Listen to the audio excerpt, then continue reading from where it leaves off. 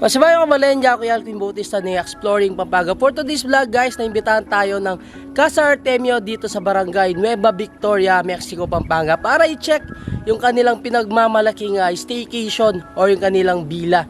Napakaganda guys, kanina nag-ikot na ako. So kitang-kita nyo naman sa mismong labas pa lang ng Casa Artemio is very tropical talaga yung dating ng casa nila. So pasok na tayo, papakita ko sa inyo yung every corner ng Casa Artemio.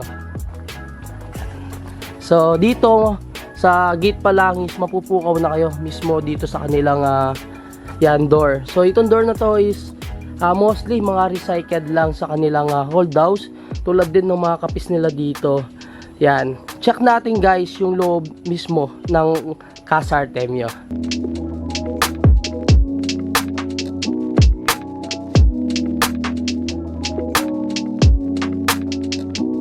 And guys, na bago pala tayo pumasok, papakita ko muna sa inyo yung parking area. Yan, napakaluwang. Kasi kung saan nakatayo si Casa Artemio, ito ay isang farm. Mango trees lahat yung makikita nyo dyan. So ito yung mga kapis. Yan, pasok tayo guys para makita nyo naman yung loob ng Casa Artemio. Open. Ayan. Ganyan kaganda yung loob mismo ni Casa Artemio guys. Very tropical talaga yung design. And very cozy, napakaaliwalas sa mata, tapos napakalinis tignan. Ang sarap dito, ang sarap magtambay, and dito yan magkwentuhan habang ini-enjoy nyo yung foods and drinks nyo. So doon sa dulo, ito na yung counter bar. So meron din siyang dito, kitchen sink, and syempre yung makeup room meron tayo dito, or yung tinatawag nilang powder room. Check natin. Ayun. Open natin lights para makita nyo guys. Ayan. Napakalinis. Tignan talaga ng Casa Artemio. So, next natin check yung kanilang mga rooms. So, ito na yung living area ng Casa Artemio.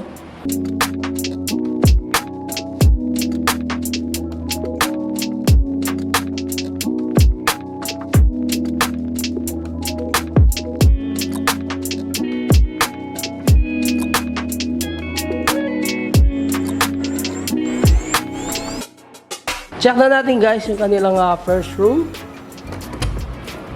So ayun. Syempre guys, fully air conditioned din naman yung room. Yan, yung mga design talaga dito is very tropical design. And dito makikita nyo bunk bed sila or double deck. So single bed. Kasya dito is 4 packs. And center light nila, yan, napakaganda. And of course meron siyang pin lights sa gilid.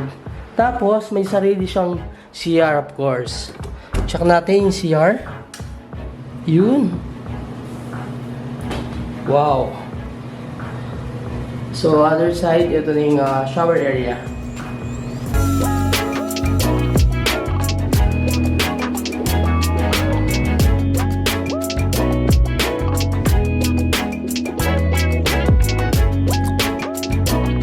Kaya nakabalen kung napansin nyo yung mga kapis na nasa labas. Malaking tulong to para magbigay ng liwanag dito sa may living area nila. And dining area na rin. So check naman natin guys yung second room.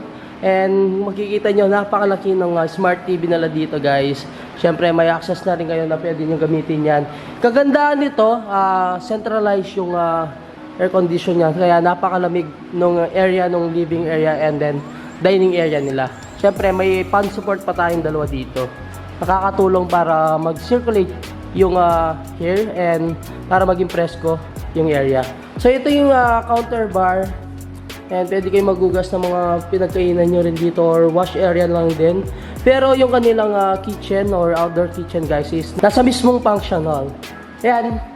Other side dito, siguro itong mga gamit niyo makikita natin dito. Yung mga hold na yan, mga gamit ng may-ari ng Casa Artemio. So, second room, papasukan natin. Ito siya. Open natin to. Yun. So, same din. Tropical yung design din ng room nila. Napakagandang tignan talaga sa mata. Napaka-fresco. And dito meron na tayong mga hangers. So pwede nyo ilagay dito yung mga damit nyo. And of course, may dalawang bed tayo dito. I think it's queen size bed or double size. Kasya is dalawa-dalawa. And next natin check yung kanilang third room dito sa mismong labas. So malapit siya sa pool and itong playground nila. So pasok na tayo, check natin kung anong itsura ng third room nila dito sa may Casa Artemio. Yun! I think itong bed nila is king size bed. Kasya hanggang 3 katao. And of course, syempre meron na tayong kasamang towel dyan na fan checking. So ito naman yung kanilang sofa bed. Kahit 2 person, kasya din na mahiga dito. Check natin guys yung kanilang comfort room. So ayan, sindihan natin yung lights. Ayun. So napakaganda talaga nung Casa Artemio. Yung dinesign talaga dito is tropical. Para presko talaga yung dating. And very cozy and napakalinis tignan nitong Casa Artemio.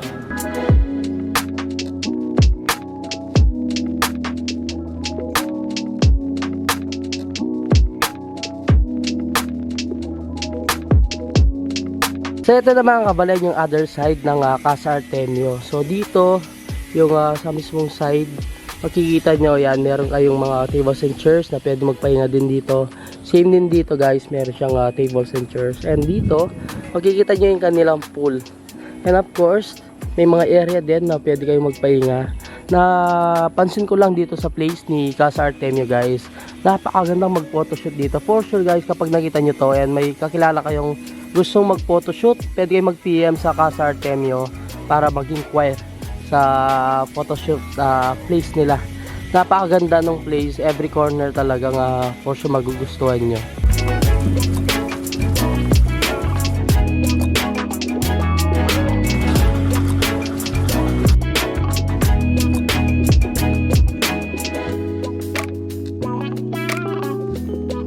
Ito naman guys yung area nila na may pool sa mismong likod. So may access din kayo dito sa may isang room nila. Pwede kayo lumabas dito para tumambay dito and mag-swimming. Tapos ito na yung common CR sa may labas. And check natin guys. Sindihan natin yung lights para makita nyo. Ayun. So pwede na rin kayo mag-shower dito after nyo mag-swimming. So yung water nila dito is deep well. Every 2 days pinapalitan yung tubig kasi siya, fresh water.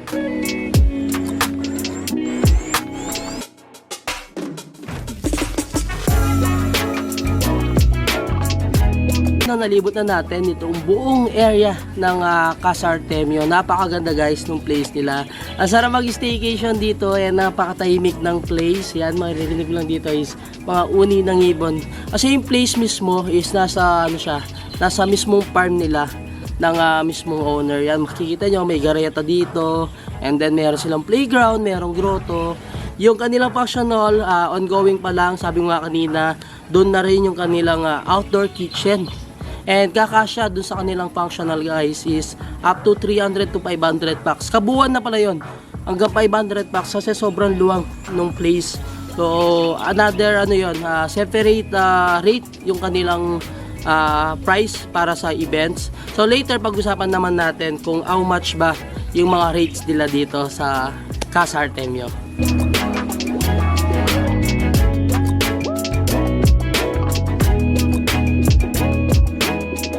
For sure nagustuhan nyo itong Casa Artemio. Pag-usapan naman natin kung how much ba yung rate nila dito kung mag-staycation kayo dito. So, every weekdays guys, Monday to Thursday, 14,500 pesos. And then every Friday, 15,500. Every Saturday and Sunday, 16,500 pesos. Maximum of 15 packs. Pero kaya niya ma-accommodate nung bilan nila or yung 3 rooms is 20 packs. So every packs na mag-additional kayo is 350 pesos. Syempre may mattress na yon, and then kumot. And maximum na pwedeng additional lang na pwede mag-overnight is 5 packs. And guys, no, kung may event naman kayo or may sineselebrate kayong occasion, pwede kayong mag-additional lang up to 30 packs dito sa mismong Casa Artemio. So per packs 150 pesos. Until 12 midnight lang silang pwedeng mag-stay dito sa Casa Artemio.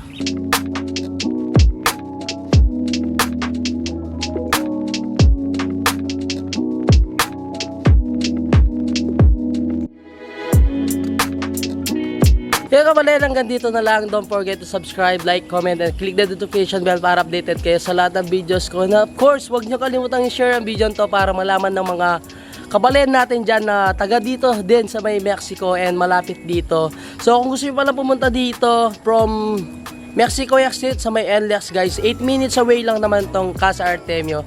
And then yung check-in nyo is 3 PM and check-out is 12 noon. So until our next vlog, peace out!